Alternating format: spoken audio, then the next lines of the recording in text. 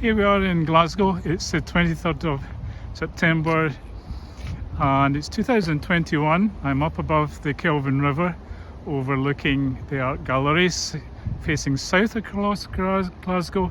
Typical west of Scotland day, lots of clouds, a little bit of rain, some sunshine. This is the famous pride of Glasgow. It's the University Tower called the Bell Tower. It stretches right up and it was built in the 19th century. And I'm going to take you on a little tour inside the old building. So we'll walk up to the entrance to the Bell Tower. So it's built in the neo-Gothic style and it is a beautiful building. It sits up on top of a drumlin, so there's a nice view of Glasgow from the top. The Glasgow University was first established in 1451 and it was established in the High Street. Then in the 16th century, about 40 years later, it moved up, and this building I believe was built round about 1851. And now we'll just come inside and we'll look around and we'll go up to the quadrangle, which is just up at the top here, I believe.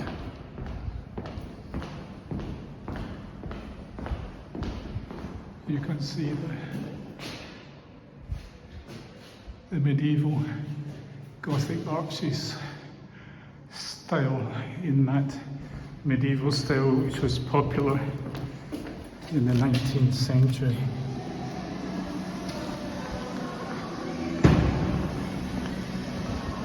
And here we are in the quadrangle. Somebody's working out here.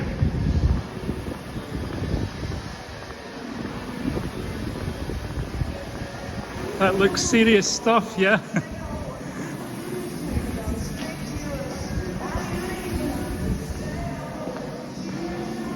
And here we are in the quadrangle. Again, it looks a little bit, I believe, like Oxford and Cambridge. Students are just back because it's the beginning of a new term. I'll take you around the quadrangle for a few minutes. The style's a little bit mixed. I would say the Scottish style corbelled windows, and here behind the bell tower you have, which looks really like a chateau style. I'll come back a little bit. But you look up, you can see to the very top, and then over in this corner you will see the French chateau style more clearly here. If I walk across the grass here, I hope I'm allowed to do this one.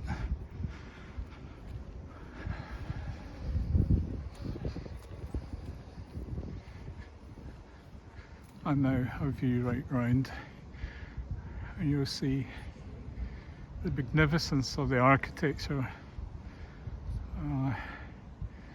Some people say it's a bit mixed, that the bell tower doesn't quite match the French chateau style, but I have to admire the architecture and the masonry and the skills and detail involved.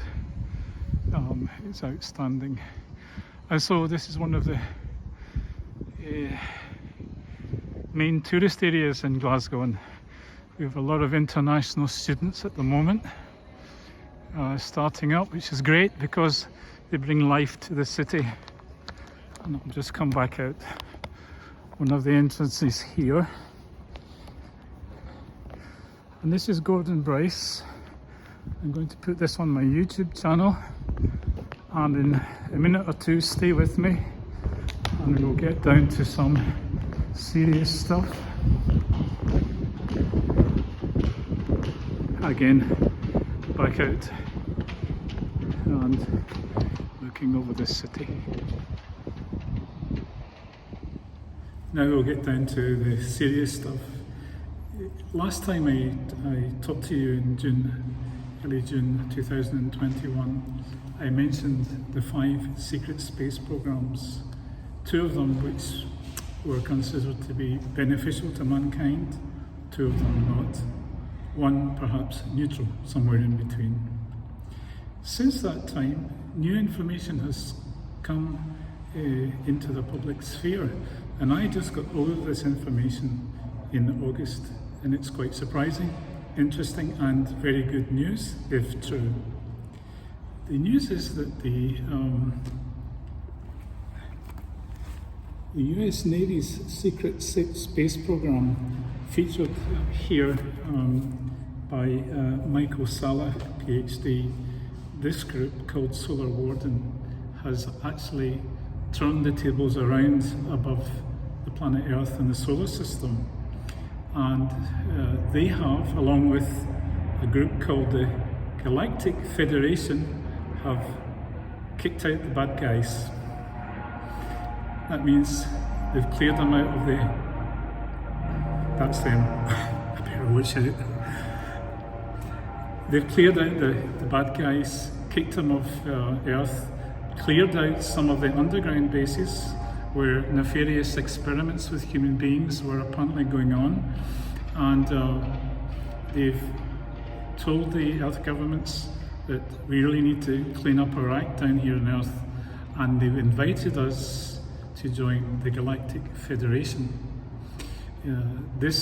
Apparently there was a meeting above the atmosphere of Jupiter, and people were invited from Earth, and they came to an agreement.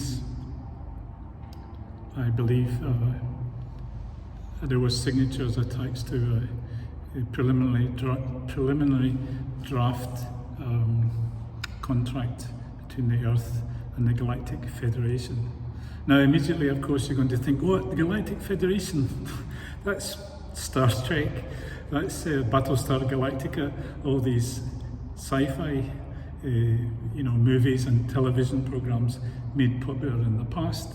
However, Michael Salla says that there was a long-term disclosure plan to waken humanity up, and that Gene Roddenberry, the creator of Star Trek, was seeded with ideas by top retired admirals from the US Navy and other folks as well. And they told him that there was a galactic-wide network of allied races, and that they were working against the beings that were undermining our sovereignty and humanity. And they put in a program, I guess 50, 60, 70 years, to try to undermine this evil group that had taken hold of Earth's governments, Earth's institutions, and unfortunately some of Earth's religions. They had inveigled their way, wormed their way in behind the scenes, and were controlling perhaps only 0.05% of Earth's population were in this, and then another 5, 10, 15% were working for that small group, but were unaware of what was going on behind the scenes. So in July, apparently a secret, no, not secret, an open declaration was signed.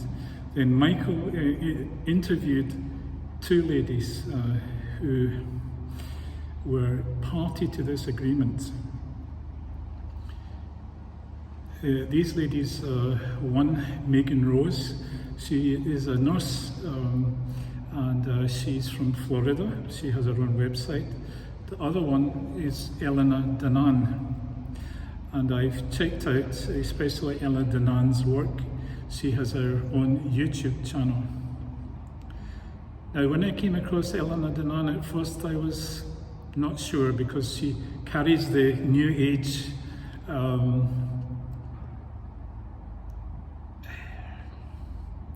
philosophy to an extent that's slightly irritating, because she's claiming all sorts of, I'm a shaman, I'm a white witch, I can do this for you, I can do that. And I was a little bit suspicious, because there's a lot of people doing that, and many of them are not genuine.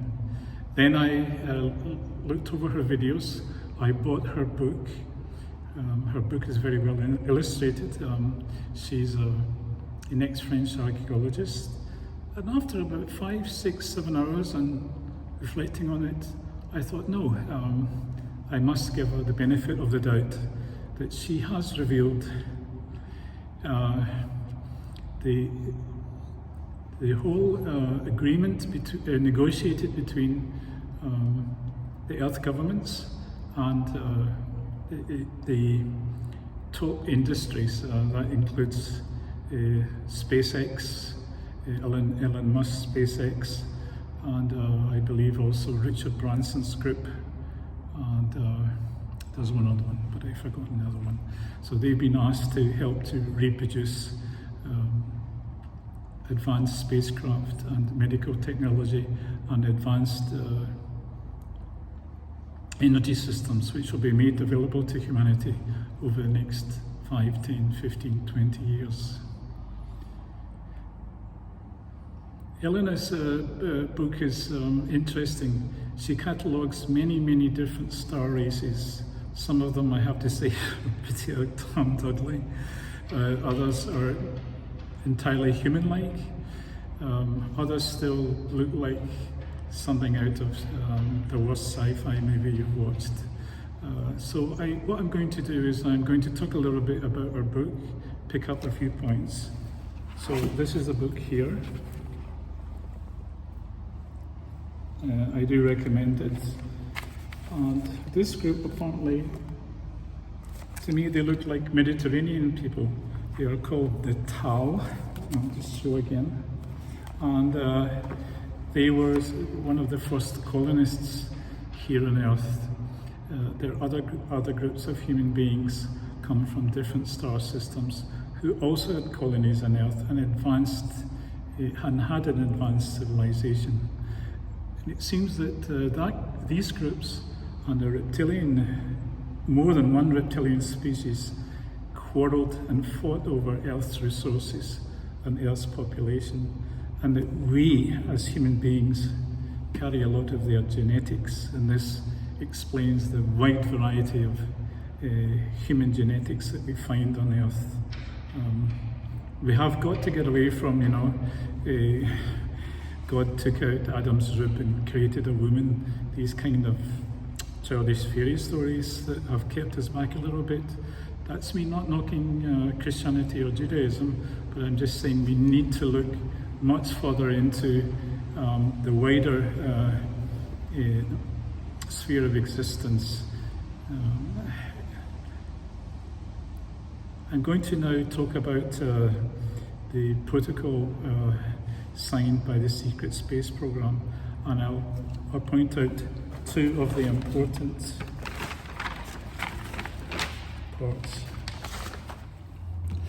In Michael Salla's website, exopolitics.org, if you look into the website, you'll come across the prime directive given by Elena and Megan,